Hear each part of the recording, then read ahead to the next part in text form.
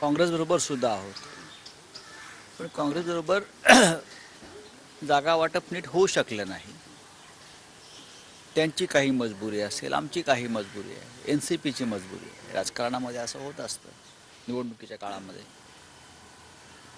याचा अर्थ असा नाही की कोणी निवडणुका लढवायच्या नाही.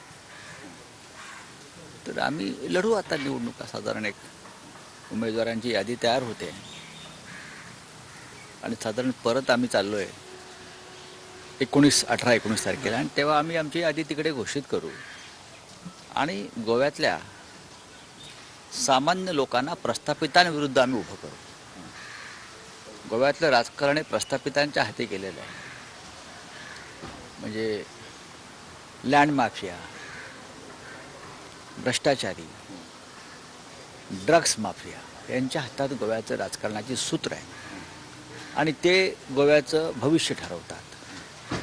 हे जर मोडायचं असेल तर गोवेकरांनी आपल्यातल्या सामान्य लोकांना निवडणुकीत मतदान करावं आणि निवडून आणावं, जे महाराष्ट्रात बाळासाहेब ठाकरेंनी केलं होतं. सामान्यातल्या सामान्य माणसाला त्यांनी उमेदवारी देऊन आमदार, खासदार आणि मंत्री केलं. गोव्यामध्ये हे होणं गरजेचं आहे आणि त्यासाठी आम्ही प्रयत्न करू.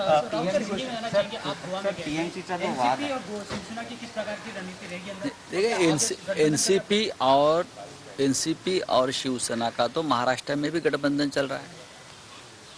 कांग्रेस भी हमारे साथ है, लेकिन गोवा में उनकी कोई मजबूरी होगी सीट शेयरिंग की. हमारी बातचीत भी अच्छी चल रही थी, लेकिन नहीं हो सका.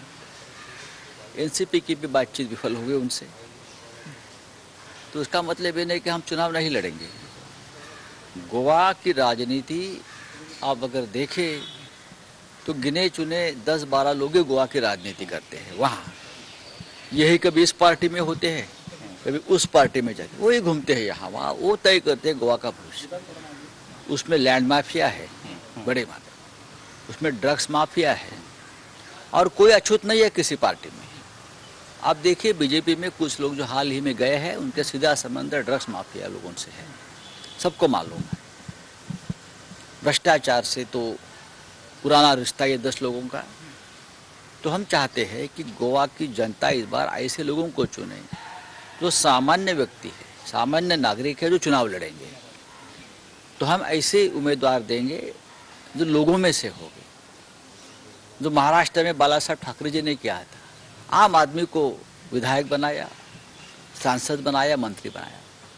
अगर गोवा का कैरेक्टर सुधारना है पॉलिटिकल, तो ऐसे लोगों को चुनकर आना चाहिए. मान लें कि शिवसेना एनसीपी का तय हो गया गोवा में लड़ना, और शिवसेना के साथ क्या कांग्रेस, क्या अन्य अदर पार्टी जो टीएमसी है? नहीं, टीएमसी की बात अलग चल रही है. टीएमसी मन से सत्ता पर आ गई है.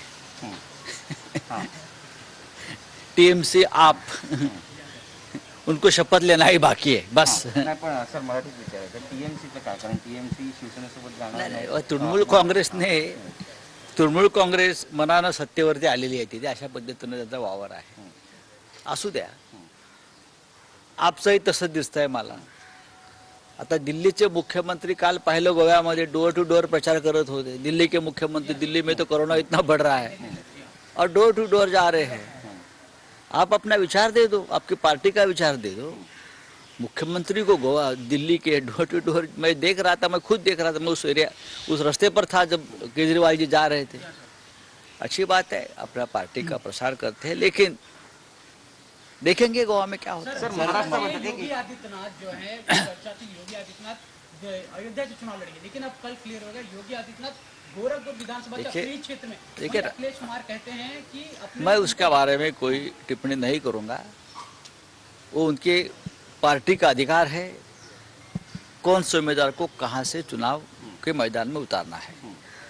योगी जी का गोरखपुर क्षेत्र रहा है, वहां से MP रहे हो सालों साल.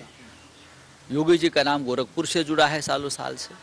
तो अगर गोरखपुर में चुनाव लड़ते हैं तो हमें कोई उसमें आपत्ति नहीं है. सर उत्तर प्रदेशात शिवसेना किती जागांवरती चल रहा है. पश्चिम में यूपी में एक पहली लीड जाएंगे हमारी. मैंने कहा ना 50 के आसपास सीटें हम लड़ेंगे. यूपी का पूरा देख रहे हैं, यूपी में चुनाव का घोषणा हो चुका है. अब दर पर यहाँ के नेता वहाँ जा रहे हैं, कितना आप वो तो चलता रहेगा, वो चलता रहेगा. यहाँ से वहाँ, वहाँ से वहाँ. कोई निष्ठा, कोई नैतिकता नहीं है राज्य में। मुलायम सिंग यांची सून अपर्णा सिंग आता भाजपमध्ये जाणार आहे अशी चर्चा. मैंने देख लिया है, अभी क्या करेंगे हम, होता है इसी। आखिरी क्वेश्चन, जिस तरह से आप कह रहे हैं गोवा में कितनी सीट को लेकर आप लोग का अभी चर्चा हुई है एनसीपी शिवसेना में? नहीं देखो, हम तो 10 सीट लड़ने वाले हैं, 10-15 के बीच हम चुनाव लड़ेंगे। आपकी बातचीत होगी एनसीपी की? नहीं, अभी एनसीपी की भी कोई, अभी हम जाएंगे, उनके नेता भी गोवा में आ रहे हैं। सर, महाराष्ट्राच्या राजकारणाबद्दलचा प्रश्न आहे. चंद्रकांत दादा पाटील म्हणतात की बऱ्याच समस्या आहेत महाराष्ट्रात आणि कार्यवाहू मुख्यमंत्र्याची गरज आहे. तेव्हा चंद्रकांत दादा पाटील म्हणजे काय महाराष्ट्राचे राजकारणाचे केंद्रबिंदू नाहीत. समस्या कुठल्या राज्यात नाही आहेत, समस्या देशामध्ये आहे. खरी समस्या लडाख, चीन घुसलाय तिथे आहे खरी समस्या, आणि देश चिंतेत आहे. आणि त्याची चिंता खरं म्हणजे प्रधानमंत्र्यांना, गृहमंत्र्यांना, संरक्षण मंत्र्यांना लागायला पाहिजे.